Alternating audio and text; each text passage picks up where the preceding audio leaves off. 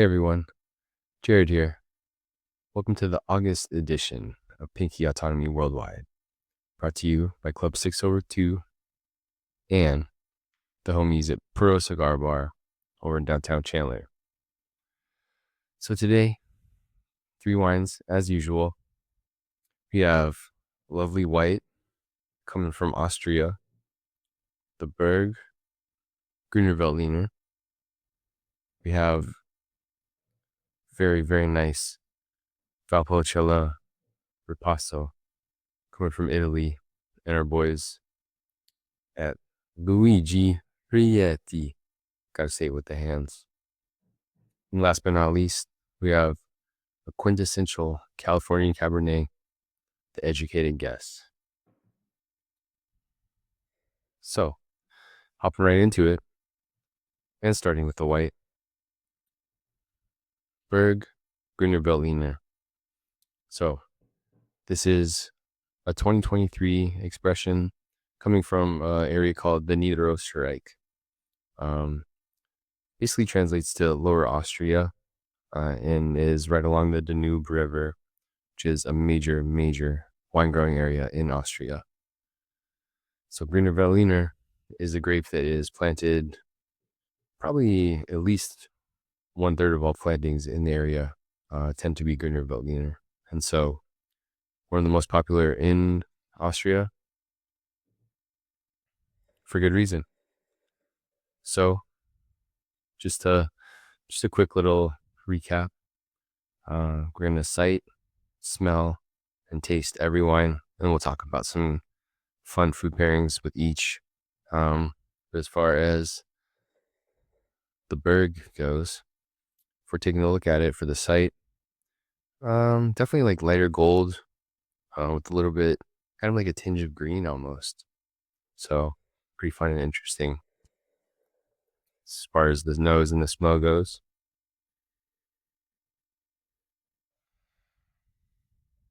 I get kind of like some white peach going on, definitely citrus, which are both kind of standard for the area and for the grape itself. And then definitely minerality. Depending on where in the Niederösterreich the Grüner Veltliner grows, there's a good chance that it's a very high mineral soil that the vineyards are located in, and so that definitely comes through in wine. So right to the taste.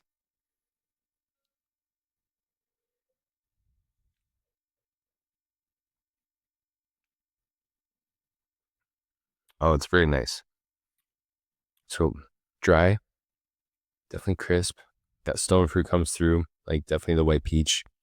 Obviously the citrus in the form of lemon. There's a little apple going on in there, which is fun. Again, kind of lending to the crisp nature of the wine.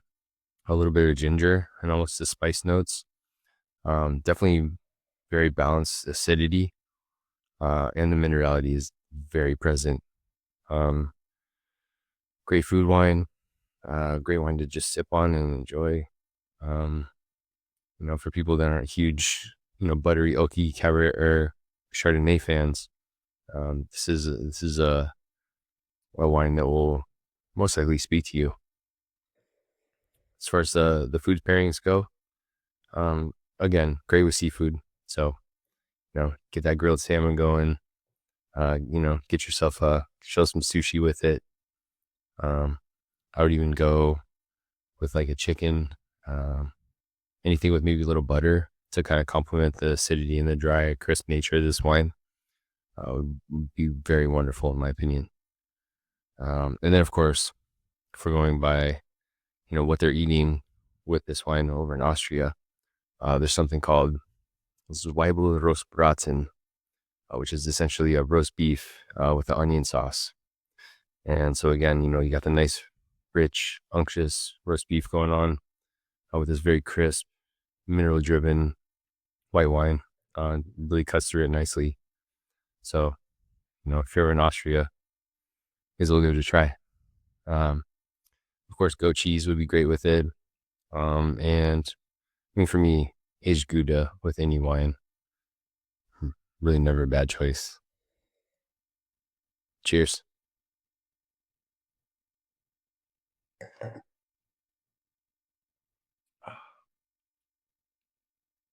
yeah, definitely a nice one. And then, of course, during the tasting, we'll dive a little more into Austria and what makes it unique and um, the interesting history that it has because, not only storied and timeless, but there's a little bit of scandal in there somewhere. So we'll definitely touch on that. All right. Moving right in to Luigi Righetti Valpolicella Ripasso. It's a Classico and Superiore. And so essentially that gives you an idea about different age requirements and different minimum alcohol levels that are necessary in order to get those designations. So this is from the Veneto region. Um, Venice would be the closest big city, but it's actually closer to Verona, where this is from. And what makes this wine really unique is what's called the Ripasso method, where they're actually taking Amarone skins, which are skins from the Corvina and Rondinella grape that have been dried on racks in the sun. So Amarone is a much kind of richer expression of the Valpolicella. And so essentially, after the first fermentation, they repass the must or the first fermented wine back over the Amarone skins. And so what that does is that really boosts the alcohol, the body of the wine itself, the complexity, and really just gives you kind of something fun. And it's only done there. There's nowhere else in the world that takes advantage of this method. And so it's a way to really add some character to your wine without, having to really up the price. So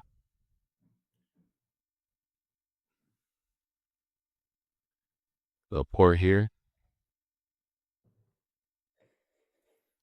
All right, for the site, definitely a little garnet. It almost has like a kind of a rusty tint to it, which, especially in Italy with those limestone driven soils, is not a huge surprise. It definitely pretty concentrated as far as the color goes as well. So, I'm expecting, a good amount of body, tannin, etc. with this wine. For the smell,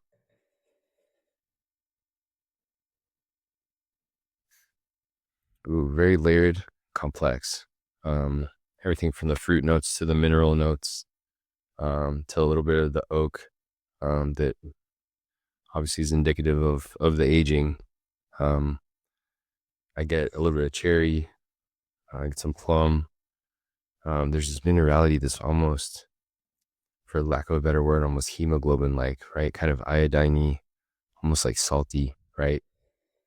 Like baking spice in there too. So definitely would indicate using some sort of new oak, I would imagine.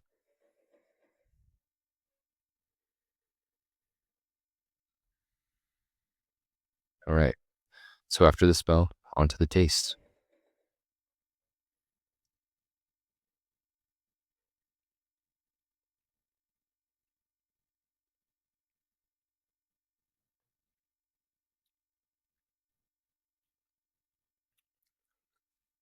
Wow, it's so complex, but so balanced at the same time.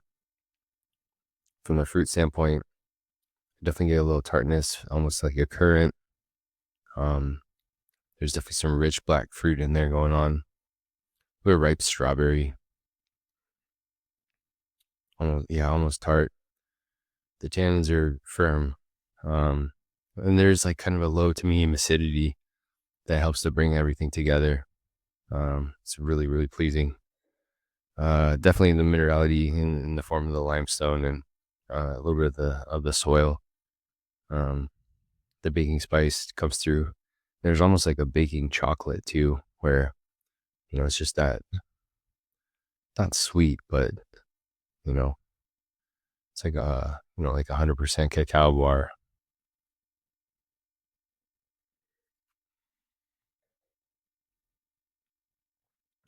But again, just lovely depth, well structured, super food friendly. if we're gonna go by what they're eating there, I mean, you gotta have this with Osso Buco, right? To me, like a ribeye or something fatty as far as the beef goes, something braised would do very well with this wine. And then, grab yourself a local cheese, right? Get some Parmigiano-Reggiano. Have a pizza with this. We see the cheese and the sauce will be a wonderful accompaniment, and throw some mushrooms on or something to kind of add depth, earthiness, to really balance out this wine. So again, pretty cool process that we'll talk more about at the live tasting. But yeah, Valpolicella, Ripasso, yeah, beautiful wine from Veneto. All right, last but not least tonight, we have the 2022 Educated Guess Cabernet Sauvignon, coming from the North Coast. So essentially they're taking Cabernet from a couple of different regions, right? So Napa, Sonoma, Mendocino County, Lake County, all these different areas have different characteristics that really make their grapes special. And so they're doing a large blend of all of those. And so this wine in particular got a lot of depth to it, but also the idea is quintessential Cabernet from Napa, usually has a lot of soil. From Sonoma, you get a little more of the sun, depending on if it's Alexander Valley or not.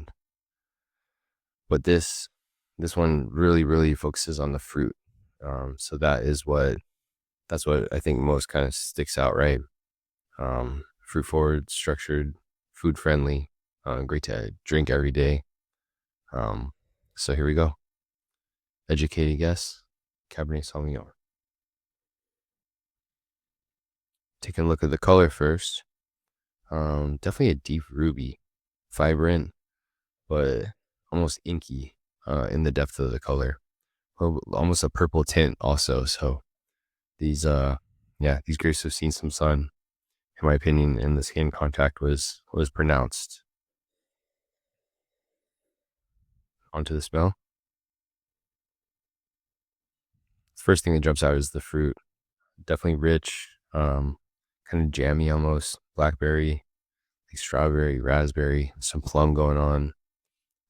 You can smell the alcohol in it. I mean, it's 14.5%, so definitely up there. And again, definitely very ripe fruit that we're dealing with. So get a little bit of the vanilla and kind of a hint of dill, which again indicates the type of oak they're using, which is the white oak, prevalent in North America.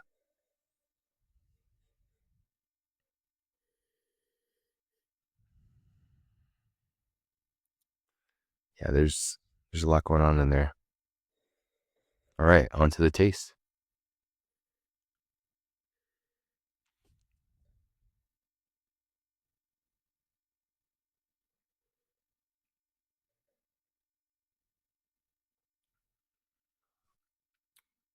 Definitely very rich, full-bodied. The dark fruit, very ripe dark fruit. The alcohol is medium plus for sure. It's kind of almost helps to balance out all of the fruit that's prevalent there. A little subtle earth, almost kind of like a topsoil. Cassis, because it is a little bit tart. Got a little visitor. Want to come in and make a, just a quick pop in, pop out. Again, very subtle with the earth. And then that vanilla in the dill comes through, indicating, the amount of oak that was used, which is relatively prominent. Definitely firm tannins as well. So, overall, a very powerful wine, but good balance to it. As far as food goes, you need something big, something rich. Again, grilled ribeye, filet mignon, especially with some kind of some kind of like reduction or a richer sauce. Braised beef, obviously, can't go wrong either. The fattiness, I think, would kind of mingle well with this. And then, man, as far as the cheeses go, sky's the limit. You could go, really kind of acidic and tart and tangy to try to contrast. You could go with the big, rich, again, robust aged Gouda with the creaminess and the saltiness. Anywhere in between. Really no wrong answers. Also, being a Californian wine, you could go get some cabeza tacos with this, and just with a little bit of onions and cilantro, be doing it just about right. So, educated guess. 2022.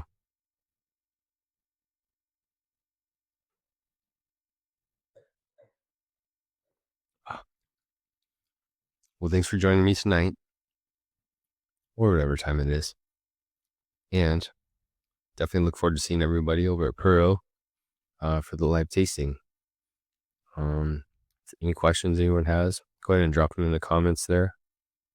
Every month I'm going to try to answer a question or two for the people, and we're just out here trying to make wine approachable. Thanks everyone who came out last month. Look forward to seeing the same faces and hopefully some new ones as well. Again, shout out Club 602 Pro Cigar Bar for making this possible.